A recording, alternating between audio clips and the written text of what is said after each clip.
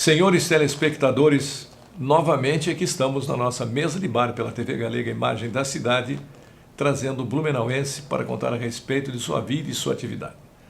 O nosso convidado de hoje, o Rodrigo Ramos, o nosso secretário de Cultura, nós tínhamos combinado de voltar na semana seguinte, mas aí aconteceu um problema com o irmão dele. É verdade. Rodrigo. Irmão gêmeo, daí não dá para deixar de pois cuidar. Tivesse que sair correndo às pressas para Itajaí, sim, né? Sim, E como é que ele está?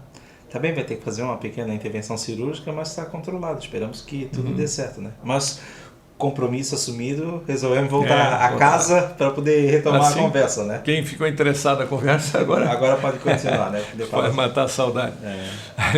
Aliás, o que eu queria falar um pouco até sobre a questão do tempo que você foi fazer jornalismo, né? Isso. E depois de fazer jornalismo, você ainda foi virar professor da Faculdade de Jornalismo? Isso, foi. Eu fiz bastante coisa ao mesmo tempo, né? Porque a maior parte daqueles jornalistas antigos, como eu, não tinha faculdade de jornalismo. Quando eu comecei a trabalhar no Jornal de Santa Catarina, começou uma campanha grande para regularização dos registros profissionais, né? E até se pensava naquela época que a FURB, quando abriu o curso de Publicidade e Propaganda, que já na sequência iria abrir o jornalismo junto, né? Porque era a Univale que tinha o curso, que era forte, a Universidade Federal, e se eu não me engano depois abriu na Unisul. E depois foi, tempo foi abrindo nas demais. Então aqui na região quem tinha jornalismo era a Univale. E daí se começou uma campanha forte para o registro, para poder trabalhar, né? E daí depois acabei indo para a Univale estudar e daí ganhei o registro provisionado, né? Então durante a faculdade a gente trabalhava de forma provisionada, mas e depois de formado vinha o registro profissional, que só mudou uma letra, né?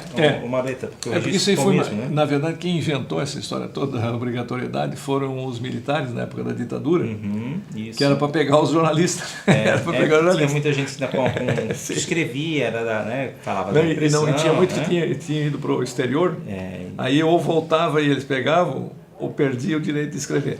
Isso. E aquele tempo até eu era correspondente do Correio da Manhã, e o diretor-presidente do jornal até me mandou uma carta dizendo que eu deveria ter que vir aqui para coisa. Eu até poderia, não sair fugindo daqui, né? Mas digo, mas é gastar uma fortuna dessa aí, eu acho até assim, quem é que tem mais condições de escrever um artigo sobre medicina do que um médico? Né? Sobre direito do que um advogado? Sim. Sobre uma questão de engenharia do que um próprio engenheiro? Sim, né? Sim. Mas criou-se a exigência. Depois, até quando eu fui lá até eu tinha meu registro na Alemanha, né? Lá era Rundfunk jornalista, jornalista de rádio. Eu tenho o registro de rádio, de rádio e TV, que daí aqui em Santa Catarina, né? Daí tem a legislação, daí tem de rádio e TV, e daí tinha o provisionado de jornalista, que depois ficou de jornalismo, né? Aí tinha uma associação, até o irmão do Jairus Barreto, até que era o presidente aí. Durante muitos anos ainda existe, né? Tem a CAET, que é a Associação Catarinense, mas ele era associação, né? Ele queria, tinha o sindicato, né? Eu tenho artigos, que os jornais publicavam, eu já tenho cópia, né, de artigos e tal, mas também não. Aí depois eu estava na companhia, que não precisava. Depois, quando eu fui para o Santa, daí eu era superintendente, não precisava, não escrevia, né? Daí eles começaram com essa campanha para tentar regularizar. E nesse meio tempo daí eu estava fazendo faculdade, trabalhava na TV Galega, então, como já estava trabalhando, então vamos deixar porque ele vai terminar o curso e já está na área, né? Então eu consegui naquela leva lá na década de 90, quando foi feita essa campanha. Depois houve um pedido mais forte daí do Supremo, e daí não podia trabalhar quem não tivesse o registro já regularizado, né? Mas aí depois eu terminei, e daí com isso veio... depois abriu a faculdade do IBS, né? Que na época... Você começou no IBS como professor? Daí eu comecei de aula no IBS, porque na época o Anselmo começou essa movimentação porque veio a necessidade dos profissionais de mercado que ficaram aqui e não tinham, estavam provisionados ainda, né? E daí o IBS acabou formando uma primeira turma, e a primeira, segunda, terceira turma, com muita gente que não tinha o registro profissional, só tinha o provisionado. O que foi uma boa na época para esses profissionais. Legalizou, né? Legalizou essa equipe toda. E daí, como eu me formei, já fiz a licenciatura e comecei a dar aula no IBS. Daí fui ali, hoje já faz bastante tempo, eu não dou aula mais no IBS, mas depois fui dar aula na Uniaselv e hoje estou no Senac há quase 10 anos. Eu sou professor no Senac no eixo de comunicação. No eixo de comunicação. E, assim, de certa maneira a gente vive a prática, né? E o Senac, eu achei que o Senac, eles fizeram uma coisa inteligente, porque os pais sempre querem que o filho faça uma faculdade. Aí eles criaram uma faculdade, né? Tem faculdade do Senac, sabe? Isso. Então aí o pai fica contente. Porque nós, na verdade, o que nós estamos precisando é de técnicos. De técnicos. Isso eu observei agora, quando veio as comitivas, geralmente quando vem comitiva internacional, trabalhando na prefeitura, acaba passando lá pela Secretaria de Cultura, por causa que é Secretaria de Cultura e Relações Institucionais, né? E a maior necessidade hoje é de técnicos para o mercado de trabalho. Então, nós temos mão de obra desqualificada, né? E temos os doutores. Se os doutores não botam a mão e os desqualificados não sabem fazer. E eu sempre digo assim, a Alemanha e o Japão levantaram depois da guerra porque eles tinham técnicos. Não tinha, exatamente. Eles vêm hoje aqui buscar mão de obra para a área de hotelaria, prestação de serviços, não tanto comércio, mas principalmente para a área de saúde. Então, hoje no Senac, a demanda de técnicos, enfermagem e enfermeiros, 99% já sai todos empregados na colação de grau. E alguns com proposta para ir trabalhar no exterior. Por causa dessa viabilidade. Aí, claro. Você vê o Canadá, anda aí procurando gente, né? Então, tem possibilidade de mercado de profissionais e técnicos que precisam. Então, às vezes a gente faz mestrado, doutorado e não consegue uma colocação profissional e os profissionais que são técnicos nunca ficam desempregados. Né? Tem carência? Tem carência? Tem carência de mercado. Tem carência de mercado.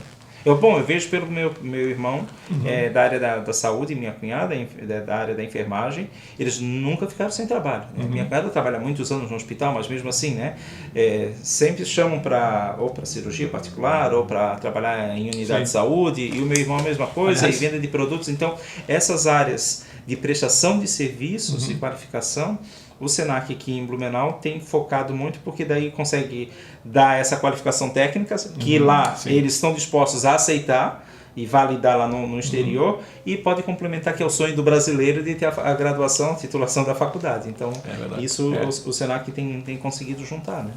Porque você via na Alemanha, por exemplo, para você abrir uma oficina mecânica, você tem que ter feito uma escola profissional, né?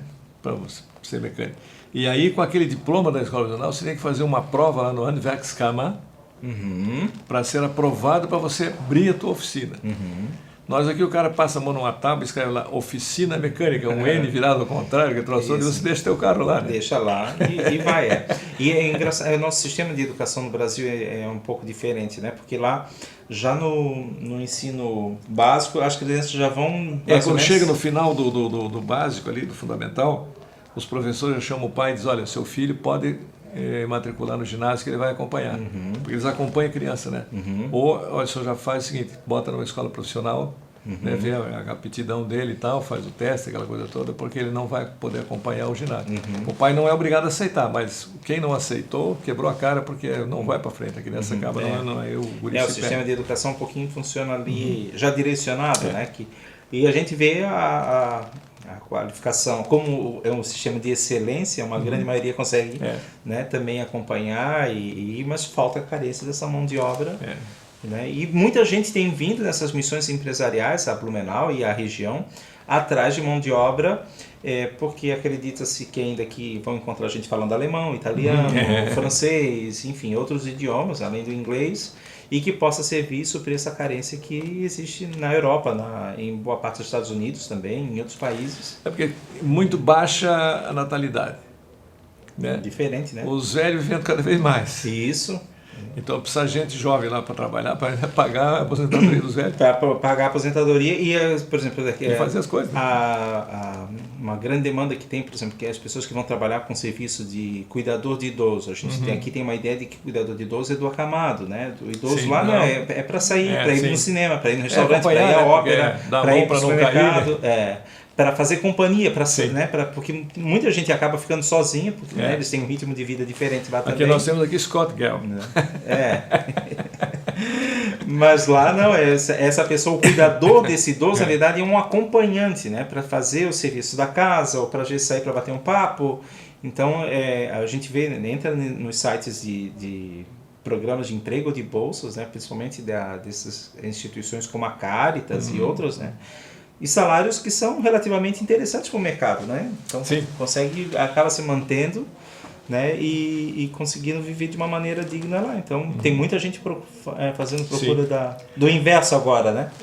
Querendo levar o sobrenome. E daí aqui essa procura também, isso até eu ouvi de um desses empresários, que vocês aqui têm a facilidade que a gente ainda encontra sobrenomes alemães que soam mais fáceis para eles quando a gente oferece, olha, o funcionário e tal, né, tem disponibilidade, tem isso, tem aquilo, então tem todo um arcabouço por trás cultural. Então eles já... Porque eles não acreditam muito em estrangeiro. Não, né? Então isso ajuda a quebrar o gelo na hora de a gente poder chamar para trabalhar. Então a gente vai aprendendo, né? Vai aprendendo. Só que o cara chega lá e quebra a cara também, né? Eu lembro que quando uma vez que foram uns 2.000 aqui de Blumenau para trabalhar na Alemanha, né? Mas crente que eu chegar lá, aí Schneider, aí o Schneider, Schneider, come here zu uns, você vem para nossa casa e vamos fazer uma comida. Não, o alemão, a família, ele, a mulher e os filhos, até chegar a certa idade. Aí o pai já disse, olha, agora já está na hora de você sair. Né? Tá comendo bolacha aqui em casa, já tá dando muita despesa, né? Os filhos saem. Aí os filhos também, quando o velho está precisando, eles botam no asilo de velho, né? E fica esperando o velho morrer para ir buscar o relógio de parede. Né? Isso é uma outra dinâmica. Eles não se alegram tanto, também não sofrem tanto, como nós. Né? Nós estamos tendo tudo junto, a família, a avó, a vovó, a titia, não sei o quê, até a vovó está caduca, mas não faz mal. Isso. A gente tem uma coisa do brasileiro da afetividade, né? Aí quando morre um é uma tristeza, né? E lá eles são mais práticos. Eles botam no congelador lá o bicuchos, né? Fica esperando ainda até comunicar todo mundo e tal, um mês depois, sei lá quanto dia passa. Aí tem um almoço, né? Depois do enterro, um almoço. Aí eles vão, se juntam, ele começa a beber e toma cerveja, aí começa a encontrar o primo que fazia 20 anos que não via, outro que há 10 anos. É um acontecimento social. E cantam, e vira uma festa. Vira um acontecimento social.